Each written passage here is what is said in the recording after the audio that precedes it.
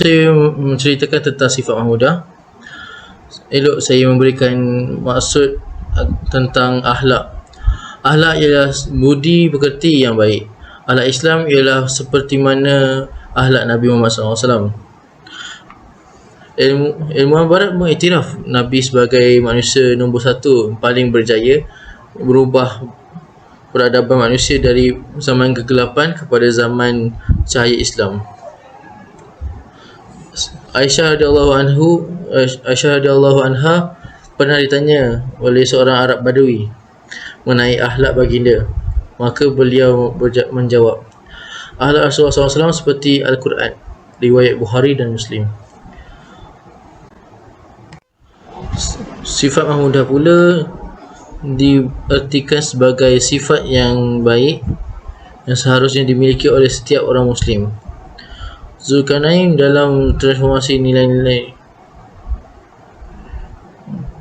akhlak mahmudah terbagi pada tiga: akhlak kepada Allah, akhlak kepada manusia dan akhlak kepada alam. Akhlak kepada Allah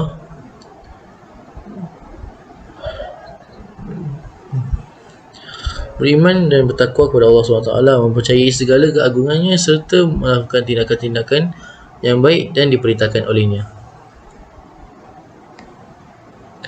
Akhlak kepada manusia. Akhlak kepada manusia dibagi kepada akhlak terhadap diri sendiri dan akhlak terhadap lingkungan keluarga. Akhlak terhadap diri sendiri adalah kewajipan manusia sebagai makhluk yang dibekali akal fikiran dan hati nurani terhadap dirinya sendiri. Dan terakhir ialah akhlak kepada alam.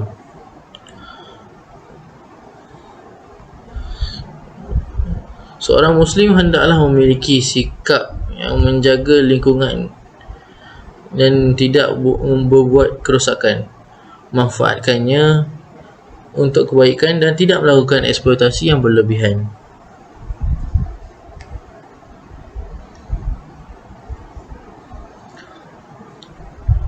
Itu saja daripada saya. Terus kepada orang berikut. Seterusnya, kita pergi pula kepada syukur. Syukur berasal daripada perkataan Arab iaitu syakara, yashkuru dan syukron yang membawa maksud pujian bagi orang yang memberikan kebaikan atas kebaikannya tersebut atau terima kasih kepada yang telah memberikan sesuatu kepada kita. Seterusnya ialah cara bersyukur. Terdapat 3 cara bersyukur iaitu mengakui nikmat Allah dalam hati, ucapkan syukur melalui lisan dan manfaatkan nikmat itu untuk beribadah. Jadi cara bersyukur yang pertama ialah mengakui nikmat Allah Ta'ala dalam hati. Tidak ada satu pun yang dapat memberikan kenikmatan seperti ini kecuali hanya Allah Ta'ala sahaja. Kita semua perlu tahu yang kita nikmati ini adalah dari Allah Ta'ala dan kita harus meyakininya dengan hati. Ibn Taymiyah rahimahullah Ta'ala menyatakan, syukur haruslah dijalani dengan hati, lisan dan anggota badan. Adapun alhamdu hanyalah di lisan. Cara bersyukur seterusnya ialah mengakui nikmat Allah dengan lisan. Kita sebagai Muslim digalakkan untuk mengucapkan Alhamdulillah dalam semua keadaan, sama ada mendapat hadiah, kejutan atau berjaya mendapatkan sesuatu. Disunatkan membaca Fatihah setelah makan dan minum, setelah bersin dan ketika melamar seorang perempuan. Begitu juga ketika akad nikah dan setelah keluar dari tandas. Imam Al-Nawawi, Al-Azkar An-Nawawi. Selain itu, memanfaatkan nikmat untuk beribadah. Firman Allah Subhanahu Wa Taala yang bermaksud padahal mereka tidak disuruh kecuali supaya menyembah Allah dengan memurnikan ketaatan kepadanya dalam menjalankan agama yang lurus dan supaya mereka mendirikan solat dan menunaikan zakat, dan yang demikian itulah agama yang lurus. Al-Bayyinah. Nikmat yang diberikan kepada kita harus digunakan sebaik mungkin untuk melakukan ibadah. Contohnya nikmat kesihatan diberikan oleh Allah SWT kepada kita harus digunakan dengan melakukan amalan-amalan sunat. Kenikmatan yang Allah berikan kepada kita seharusnya dijadikan sebagai semangat untuk terus melakukan ibadah kepadanya. Terdapat banyak kesan apabila kita bersyukur. Antaranya yang pertama, rezeki semakin bertambah. Seseorang yang sentiasa mengucapkan rasa syukur iaitu dengan ucapan Alhamdulillah dalam apa jua keadaan, maka Allah akan menambahkan nikmatnya. Sebaliknya, orang yang banyak mengeluh dan selalu iri hati dengan kehidupan orang lain, maka hidupnya akan semakin menderita. Seperti firman Allah yang bermaksud, dan ingatlah juga tak kala Tuhanmu memaklumkan, sesungguhnya jika kamu bersyukur, pasti kami akan menambah nikmat kepadamu. Dan jika kamu mengingkari nikmatku, maka sesungguhnya azabku sangat pedih. Daripada surah Ibrahim. Okay, yang kedua, dapat meningkatkan iman di dalam diri. Bersyukur juga adalah salah satu cara meningkatkan iman dan takwa kepada Allah apabila kita redha dengan pemberian Allah.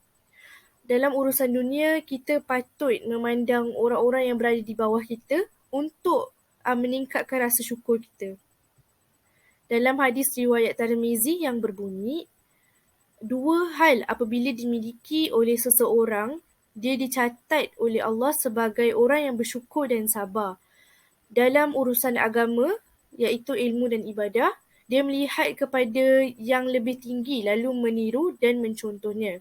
Dalam urusan dunia, dia melihat kepada yang lebih bawah lalu bersyukur kepada Allah bahawa dia masih diberi kelebihan. Bermakna kita tak boleh rasa kurang dengan apa yang kita ada kerana ada ramai lagi orang di luar sana berada dalam keadaan lebih kurang dari kita. Okay, yang ketiga, dapat menenangkan hati.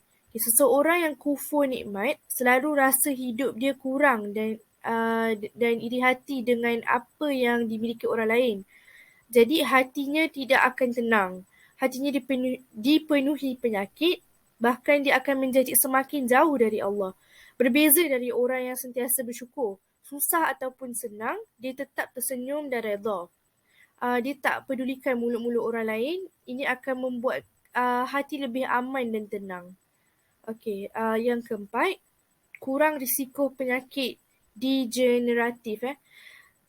Timbulnya penyakit degeneratif seperti sakit jantung, hipertensi atau strok ternyata tidak hanya berpunca daripada pola pemakanan yang tak sihat, tapi juga dipengaruhi oleh keadaan mental.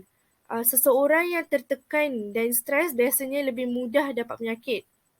Menurut analisis yang dibuat dalam American Journal of Cardiology tahun 1995, dia menyatakan bahawa seseorang yang mempunyai emosi dan pemikiran positif, organ tubuhnya berfungsi lebih baik berbanding yang sebaliknya. Degupan jantung yang normal dan aliran darah juga akan lancar sehingga orang tersebut akan hidup lebih sihat. Okey. Yang terakhir, yang kelima, mendapat kebaikan dan kesejahteraan hidup.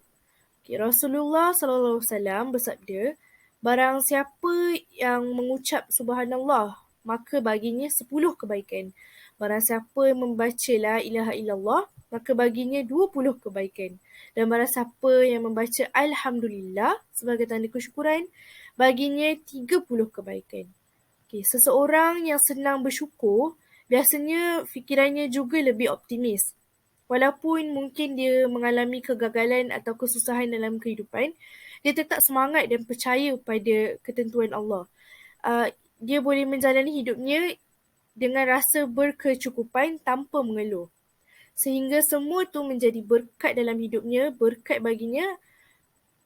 Apabila kita sentiasa bersyukur, ia dapat meningkatkan kesejahteraan hidup seseorang. Sebagai kesimpulan bagi perbentangan kami, syukur adalah antara sifat yang terpuji dan merupakan salah satu sifat Muhammadah.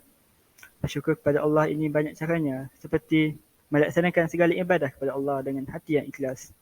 Kelebihan orang yang bersyukur akan merasa kebahagiaan hidup. Kita sebagai seorang mukmin haruslah sentiasa berterima kasih kepada Allah atas segala nikmat yang diberikan. Sekian daripada kami. Wabillahi taufiq wal hidayah. Wassalamualaikum warahmatullahi wabarakatuh.